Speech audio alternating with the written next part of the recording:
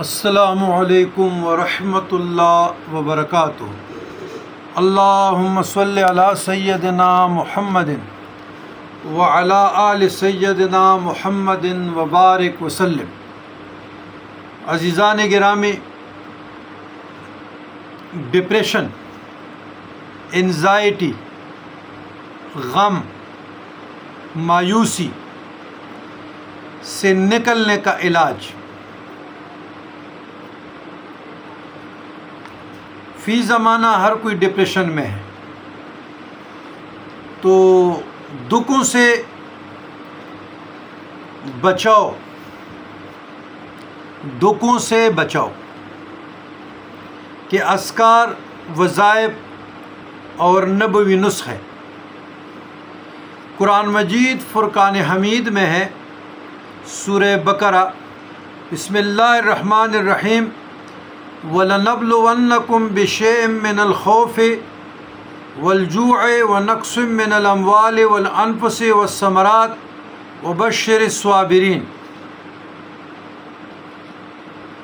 اور تمہیں کچھ خوف، بھوک، مال جان اور پلوں کے نقصانات سے ضرور آزمائیں گے، اور آپ صبر والوں کو خوشخبری سنا دیجیے۔ رسول اللہ صلی اللہ علیہ وسلم نے ارشاد فرمایا، ایمان والے مرد اور ایمان والی عورت پر اس کی ذات، اس کی اولاد، اس کی مالی معاملات میں آزمائشوں کا سلسلہ جاری رہتا ہے، اور ان پر صبر کرنے کی وجہ سے جب اس کی اللہ سے ملاقات ہوتی ہے تو اس کا نام اعمال ہر قسم کے گناہ کے دبے سے پاک ہوتا ہے۔ جامعہ ترمذی 2399 2399۔ دنیا کی زندگی، یاد رکھیے گا، دنیا کی زندگی میں ہر انسان پر آزمائشیں آتی رہتی ہیں، پریشانیاں بھی آتی ہے، تکالیف کا بھی سامنا کرنا پڑتا ہے، وہ بندہ نیک ہو یا بد،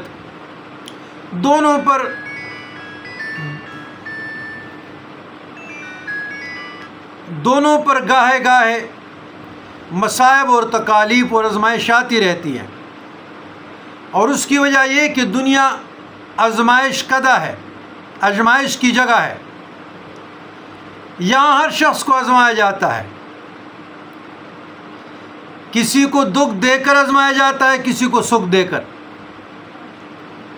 لیکن اس کائنات الہیہ میں نیک ہونے کا یہ مطلب نہیں ہے کہ کوئی متقی ہوگا، پارسا ہوگا، صالح ہوگا اور اس پہ آزمائش نہیں آئے گی، پریشانی سے یا دکھ سے یا تکلیف سے اس کی زندگی خالی ہوگی۔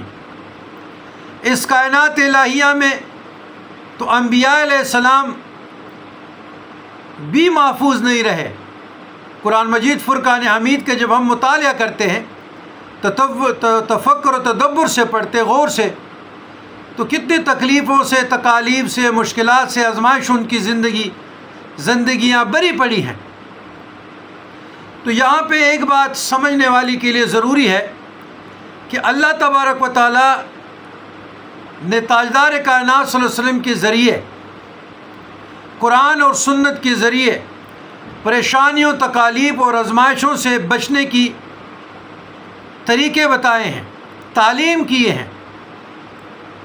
اگر کسی کو پریشانی آ جائے، تکلیف آ جائے، آزمائش میں چلا جائے، تو ان تکالیف، آزمائش میں اللہ کے ساتھ چمٹنا چاہیے، رجوع اللہ کرنا چاہیے، سر سجود ہو کر، ادھر ادھر نہیں دیکھنا چاہیے، وہ مجھے یہ دے گا، وہ مجھے یہ دے گا، اس سے یہ ملے گا، اس سے یہ ملے گا، بجائے غیر اللہ کے ایک اللہ کی ذات پہ آ جائے۔ حاجت روائی کا مالک ہے۔ تکلیف ہو، پریشانی ہو، تنگ دستی ہو، مفلسی ہو، لا علاج مرض ہو، زندگی کے ساتھ کوئی ریلیٹڈ معاملہ ہو، اللہ کی در پہ آنا پڑے گا، سجدہ لگانا پڑے گا، رجوع اللہ کرنا پڑے گا، اور تو کوئی ہے نہیں۔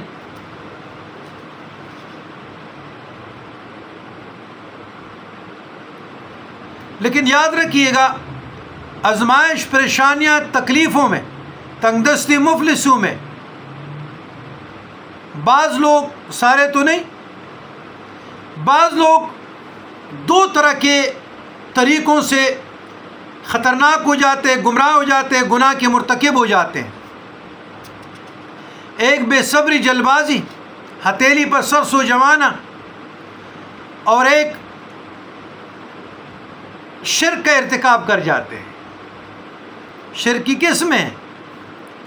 تو میرے بھائیوں یاد رکھو، ایمان کی حالت میں جب ہم نے پڑھا لا الہ الا اللہ محمد رسول اللہ صلی اللہ علیہ وسلم صادق الوعد الامین، تو ہر پریشانی، ہر دکھ، ہر درد، ہر تکلیف، آزمائش، تنگ دستی، مفلسی، مرض، خوف، دشمنی، یہ باعث اجر ہے، باعث ثواب ہے مومن کے لیے، مسلمان کے لیے، باعث بخشش، باعث مغفرت ہے، باعث قرب الہی ہے، اور باعث رحمت، باعث برکت، باعث نور ہے، اور باعث ادخلوها بسلام آمنین ہے، باعث جنت ہے، باعث کرم فضل ہے۔ تو اللہ نہ کرے کوئی انسان پر ایسی پریشانی آ جائے اور وہ اللہ سے دور چلا جائے۔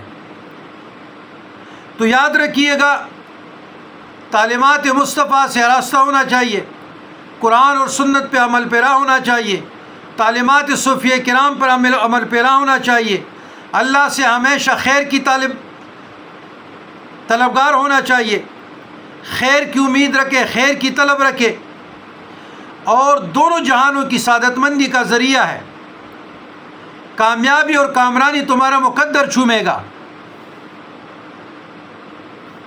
تو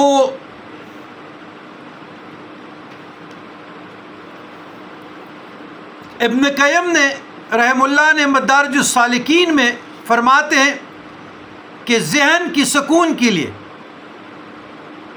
تر و تازگی کے لیے، ہر قسم غم، مصیبت اور پریشانی سے سکون حاصل کرنے کے لیے سب سے مؤثر وہ قرآن مجید کا ترجمہ، تفسیر قرآن مجید کا پڑھنا ہے، تلاوت کرنا ہے۔ اور جو لوگ قرآن پاک کی، اللہ کی کلام پہ غور کرتے ہیں، فکر کرتے ہیں، آیات پہ غور کرتے ہیں، اللہ تعالیٰ قرآن مجید فرقان حمید کی تلاوت کی برکت سے، غور و فکر کی برکت سے، وسیلے سے، ذریعے سے ان لوگوں کی پریشانیاں دور فرماتے ہیں۔ اور ساتھ ایک عمل اور بھی کیجئے گا، درود شریف کی کثرت۔ یاد رکھیے، درود دکھوں، پریشانیوں، تکلیفوں، آزمائشوں کو دور کرنے کے لیے درود شریف پڑھنا چاہیے۔ پڑھتے رہیں، چلتے بیٹھتے، اٹھتے بیٹھتے۔ جو شخص پریشانی اور غم میں پوری توجہ اور پوری شوق کے ساتھ، ذوق کے ساتھ، ادب کے ساتھ درود شریف پڑھتا ہے، اللہ تعالیٰ اس کے سب دکھ، درد، تکلیف، تنگ دستی، مفلسی دور فرما دیتے ہیں۔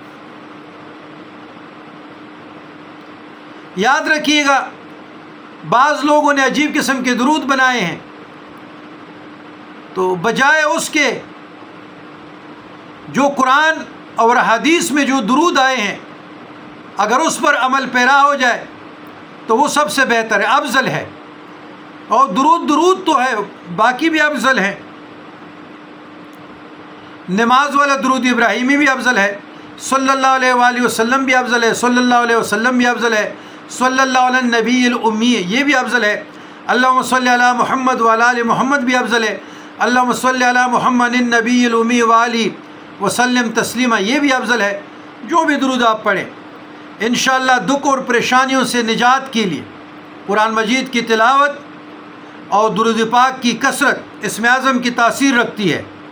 پڑھتے رہا کریں، آپ کو کسی تعویذ کی، کسی نقش کی کوئی ضرورت نہیں ہے، کسی نام نہاد عامل کے پاس جانے کی کوئی ضرورت نہیں ہے۔ تعلیمات نبوی سے آراستہ ہونے کی کوشش کریں تو انشاءاللہ باعث برکت ہوگا، باعث رحمت ہوگا اور باعث کرم ہوگا۔ والسلام علی من اتبع الہدی۔